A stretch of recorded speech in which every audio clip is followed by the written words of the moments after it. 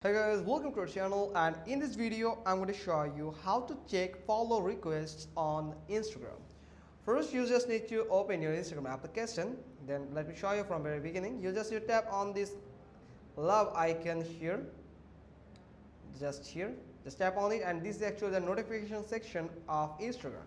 Now from here you will get all each and every notification for one follow request that from another person. Here you can see I have a follow request from a person, so I can just confirm it or delete it from here. So you can find all the follow requests from here, or you can just go to your profile, then tap on your followers, and from here you will find the follow request here.